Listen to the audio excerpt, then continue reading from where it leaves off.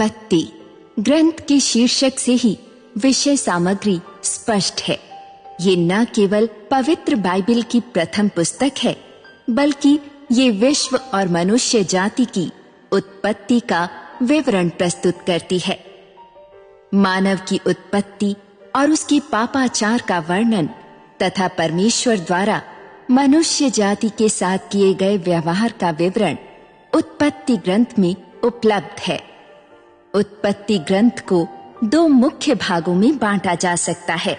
पहला अध्याय 1 से 11 है, सृष्टि का और मानव जाति के आरंभिक इतिहास का वर्णन है। हम इन अध्यायों में मानव जाति के आदि माता पिता आदम और हव्वा, काइन और हाबिल, नूह और जल प्रलय तथा बेबीलोन की मीनार के विषय में पढ़ते हैं। दूसरा अध्याय 12 से 50 इजरायली कौम के पूर्वजों का आख्यान है। सर्वप्रथम अब्राहम का आख्यान है, जो अपने विश्वास और परमेश्वर की आज्ञाओं के पालन के लिए विख्यात है। उनके पश्चात उनके पुत्र इसहाक के पश्चात याकूब तथा उनके 12 पुत्रों के आख्यान हैं। इन 12 पुत्रों से ही इजरायली कौम के 12 कुलों की स्थापना हुई।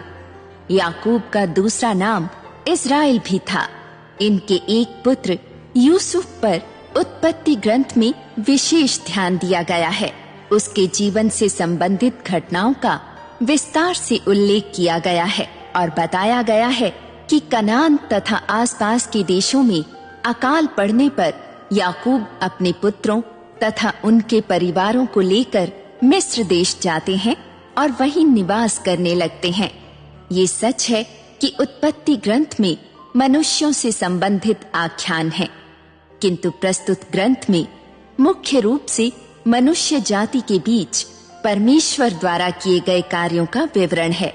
ग्रंथ का आरंभ ही इस विश्वास के साथ होता है कि परमेश्वर ने इस विश्व की रचना की है। ग्रंथ के अंतिम पृष्ठों में परमेश्वर की प्रतिज्ञा का उल्लेख है कि वो मनुष्यों की देखभाल